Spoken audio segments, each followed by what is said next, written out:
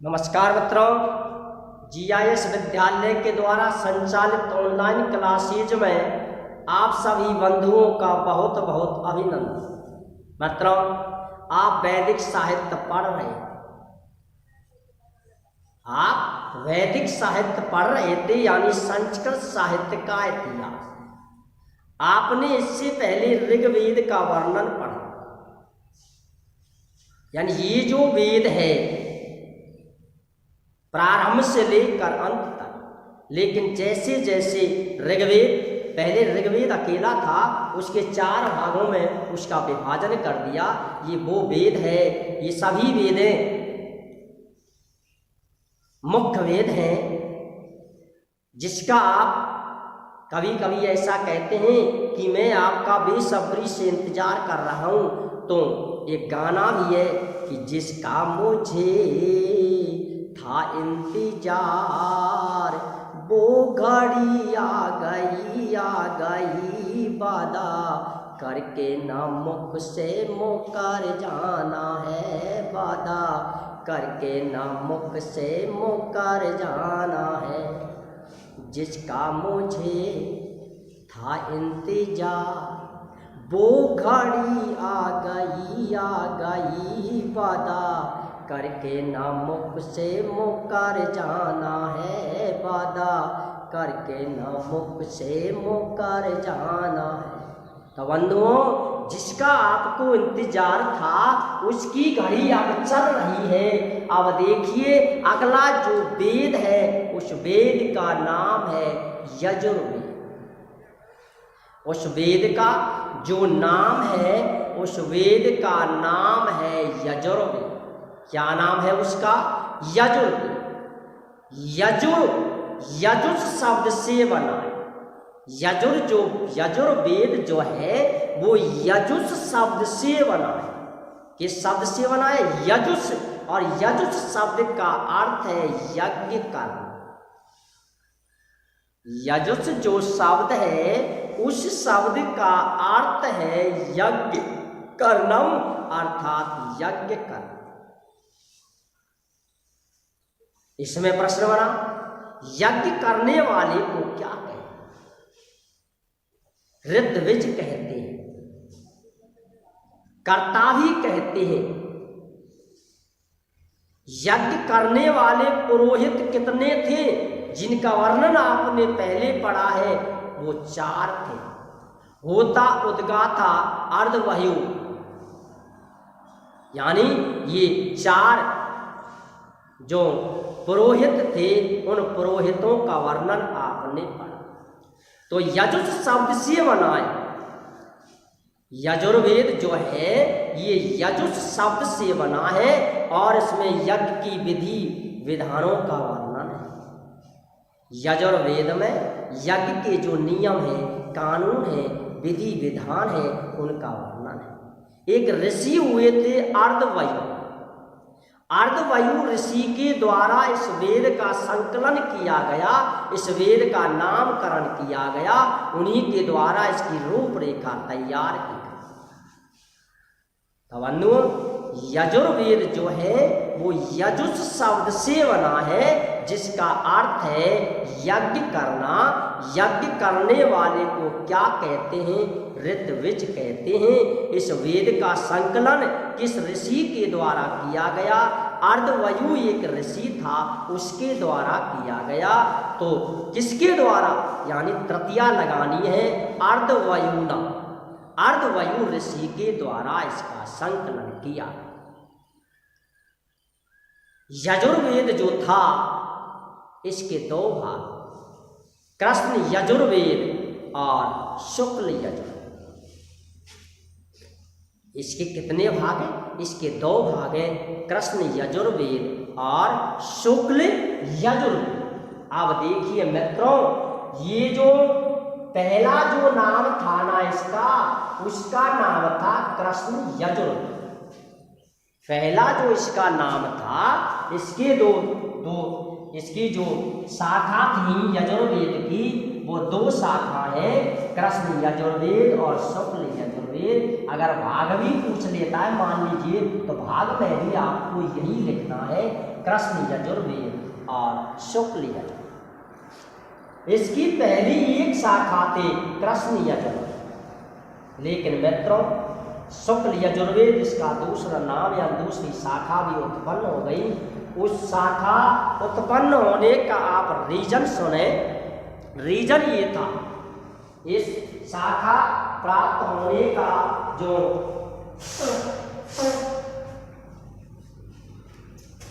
Reason है, जो कारण है, वो कारण क्या है? बंधुओं, मैं आपसे प्रश्न पूछता हूं कि देखिए, एक बिंदु के द्वारा आप कितने प्रश्नों को हल कर रहे हो, ये तरीका आपके लिए अच्छा लगता है या नहीं लगता है? यदि अच्छा लगता है तो आप हमें कमेंट के माध्यम से सूचित अवश्य करें, ठीक है बंधु। और यदि आपको कहीं पर भी कोई व्यवधान यदि आता है, कोई समस्या यदि आती है, कोई प्रश्न में यदि हमसे मिस्टेक हो जाती है या आपकी समझने में मिस्टेक यदि आती है, तो आप हमसे पर्सनल कांटेक्ट के माध्यम से भी संपर्क कर सकते हो। और जो कांटेक्ट जो नंबर है वो ये है 9982160603। ठीक है बंधु, ये पर्सनल कांटेक्ट है। ये सेवक आपकी सेवा में हर समय तत्पर रहता है। आप कभी भी इस कांटेक्ट से संपर्क कर सकते हो। ये हमेशा इसकी जो गेट जिसे कहते हैं, इसकी चार दीवारी जो रहती है आपके लिए हमेशा तैयार रहती है। तो मित्रों, अब देखिए शुक्ल यजुर्वेद ये क्या है, कैसे इसकी उत्पत्ति हुई, क्या इसमें छिपा हुआ है, क्या राज इसमें छिपा हुआ है। बड़ा ही मस्त दृष्टांत है। देखिए बंधुओं, ये जो कृष्ण यजुर्वेद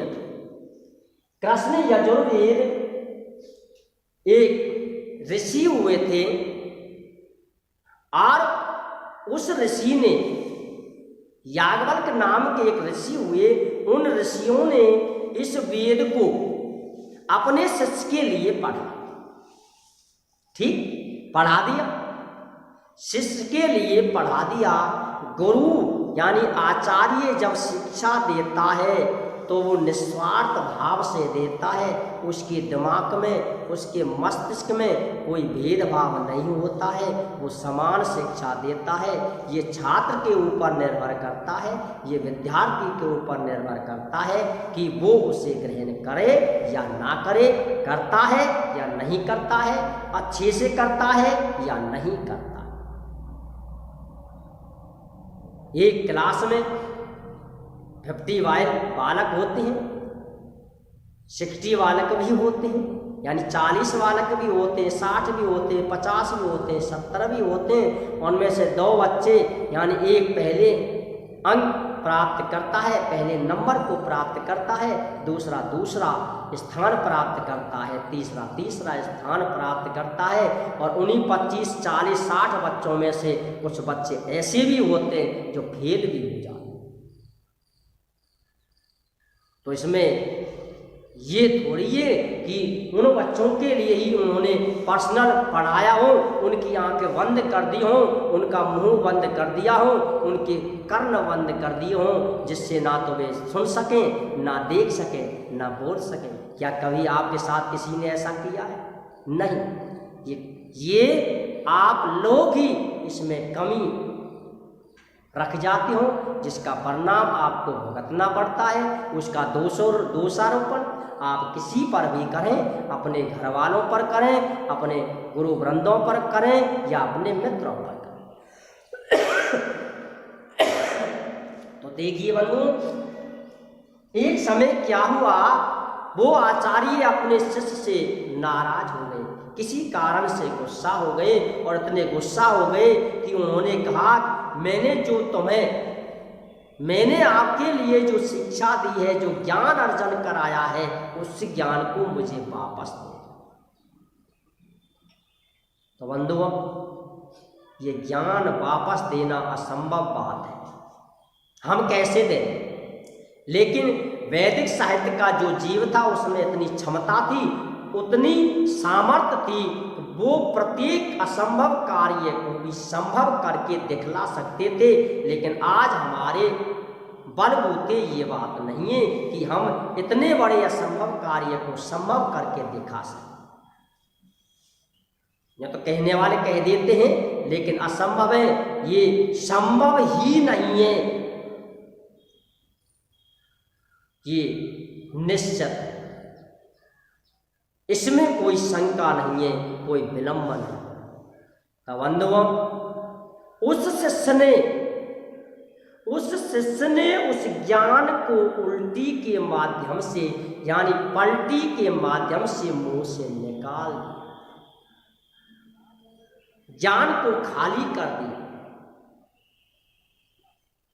ठीक है बंधु, जो ज्ञान उसने शिष्य ने जो ज्ञान पलटी के माध्यम से बाहर निकाला, अपने उधर से बाहर निकाला, उस ज्ञान को वहां तीतर पक्षी जो होते हैं उन तीतर पक्षियों ने देखा, इतनी बहुमूल्य वस्तु, इतनी कीमत वाली वस्तु कहां से मिलेगी। तो बंधुओं, उन्होंने उस ज्ञान को ग्रहण कर लिया, उस ज्ञान को ग्रहण कर लिया। इसीलिए आपको इसमें एक दिखाई दे रही है तैतरीय शाखा है। तो ऐसा कहते हैं कि तीतर पक्षियों ने ग्रहण कर लिया। कौन से पक्षियों ने? तीतर पक्षियों ने ग्रहण कर लिया। अब बंधु को देखिए किस्मत क्या मोड़ लेती है, कहानी क्या मोड़ लेती है, पता नहीं कहाँ से कहाँ चली जाती है। नदी बहती है, समुद्र बहता है, उसका कोई एक निश्चित स्थान नहीं होता है नदी का कि एक सीधी लाइन में नदी को बहना है, ऐसा नहीं है। उसे जहाँ जहाँ जगह मिलती है वहीं वहीं वो जगह करती हुई आगे चलती है और चारों तरफ घूम जाती है। तो बंधु, उसने विचार किया कि मुझे ज्ञान प्राप्त करना है और वेद का ज्ञान प्राप्त करना है। उसका दृढ़ विश्वास था, और यदि कोई व्यक्ति दृढ़ विश्वास कर लेता है किसी कार्य के प्रति, यह निश्चय कर लेता है कि मुझे ये कार्य करना है, तो वो काम को करके ही छोड़ता है। वो उस काम को करके ही छोड़ता है। यानी 1947 से लेकर 1914 तक बीच में अटल जी की सरकार आई थी। उस सरकार को छोड़कर किसी भी प्रधानमंत्री ने, किसी भी भारत के पीएम ने ये निश्चित नहीं किया। अटल जी ने तो उनका तो सपना ही कुछ और था, लेकिन उनको छोड़कर किसी भी पीएम ने ये निश्चित नहीं किया कि 370 की धारा भारत से कभी हम हटाएंगे। लेकिन जिसका सपना था, उस सपने को नरेंद्र मोदी ने पल भर में दूर कर दिया और संकट को दूर कर दिया, क्योंकि उनका दृढ़ विश्वास था, उनका दृढ़ संकल्प था कि हमें 370 हटानी है, राम मंदिर बनवाना है। तो उन्होंने दोनों ही काम पल भर में कर दिए। क्यों कर दिए? क्योंकि उनका दृढ़ विश्वास था कि हमें ये काम करना है तो करना है, पाकिस्तान को सबक सिखाना है तो सिखाना है, चीन को जवाब देना है तो देना है। तब अन्नू उसने दृढ़ निश्चय कर लिया कि मुझे ज्ञान प्राप्त करना है, तो उसने सूर्य देव की उपासना, सूर्य देव की जब उपासना की तो सूर्य देव प्रसन्न हुए और उसके लिए दर्शन दिया कि हे भक्त, हे वत्स, बोलो आपको किस वस्तु की आवश्यकता है। उन्होंने कहा, हे भगवान, हे सूर्य देव, मुझे यजुर्वेद का ज्ञान प्राप्त करना है। सूर्य देव ने कहा कि हे बंदों, हे वत्स, हे भक्त, यजुर्वेद का ज्ञान देना वैसे तो असंभव कार्य है, क्योंकि मैं जिस रूप में आपको यजुर्वेद का ज्ञान दूंगा उस रूप को आप में सहन करने की क्षमता नहीं, क्योंकि मेरे तेज को सहन करना आपके वश की नहीं, आप में क्षमता नहीं। इसलिए आपने तपस्या की है, आपने मेरी भक्ति की, तो मैं आपको यजुर्वेद का ज्ञान अवश्य दूंगा, लेकिन रूप बदल कर दूंगा। तो बंधुओं मित्रों, उस समय सूर्य देव ने घोड़ी का रूप बनाकर, बाजने वाले घोड़ी का रूप बनाकर उसके लिए यजुर्वेद का ज्ञान दिया। इसलिए ये जो दूसरा यजुर्वेद प्राप्त हुआ उसका नाम था शुक्ल यजुर्वेद, इसीलिए इसे हम वाजने शाखा भी कहते, इसीलिए हम इसे वाजने शाखा भी कहते। ठीक है बंधु, कौन सी शाखा है? वाजने शाखा। ठीक है, अब देखिए ये जो शुक्ल यजुर्वेद है इसकी दो शाखा, कण्व शाखा और माध्यान्ह शाखा। ये जो कण्व शाखा है, ये कण्व शाखा दक्षिण भारत में पाई जाती है। कौन से भारत में? दक्षिण भारत। ये आपको ध्यान रखना है, कण्व जो शाखा है ये दक्षिण भारत में पाई जाती है। ठीक है, फिर से सुने, यजुर्वेद की दो शाखा है, कृष्ण यजुर्वेद और शुक्ल यजुर्वेद। ठीक, शुक्ल यजुर्वेद का दूसरा नाम है वाजने यजुर्वेद, बोलो या शाखा। ठीक है, शुक्ल यजुर्वेद की दो शाखा है या वाजने शाखा की दो शाखा है, कण्व शाखा और माध्यान्ह शाखा। कण्व शाखा जो है वो दक्षिण भारत में प्राप्त होती है। ठीक है बंधुओं, कृष्ण यजुर्वेद की जो शाखा है उन शाखाओं की संख्या है 4। कृष्ण यजुर्वेद की शाखा है 4 और वो है तैत्तिरीय शाखा, मैत्रायणी शाखा और काठक शाखा। चौथी शाखा प्राप्त हुई नहीं है। ठीक है बंधु, अब देखिए फिर से आप सुने, ये जो यजुर्वेद है, यजु शब्द का अर्थ है यज्ञ करना। यज्ञ करने वाले को क्या कहते हैं? ऋत्विज कहते हैं। यजुर्वेद का संकलन जो किया गया वो अर्धवायु ऋषि के द्वारा किया गया। गद्यमयी रचना को क्या कहते हैं? यजुर्वेद कहते हैं। गद्यमयी जो रचना है उसे हम कहते हैं यजुर्वेद। कौन क्या कहते हैं? यजुर्वेद। यज्ञ करने वाला जो होता है अभिनेता या यज्ञ करने वाले नेता को हम क्या कहते हैं? जो मैंने यहाँ लिख दिया है, ऋत्विज, और इसका दूसरा नाम भी है अर्धवायु।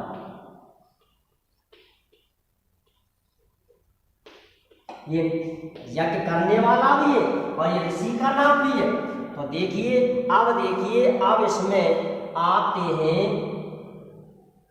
नंबर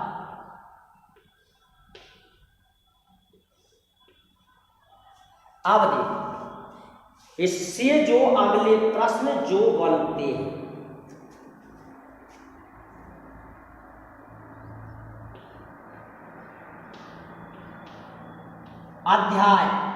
अध्याय है इसमें 40। यजुर्वेद में अध्याय है 40। कितनी है बेटा? अध्याय 40। अगला प्रश्न आता है अनुवाद।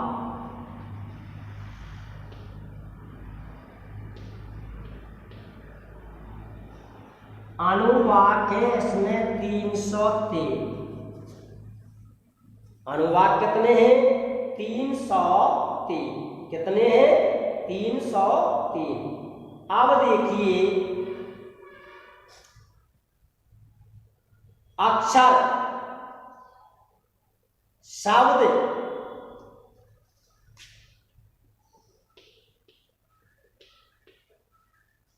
अक्षर, शब्द और एक बिंदु और डाल दिया जाए इसमें मंत्र, ये है।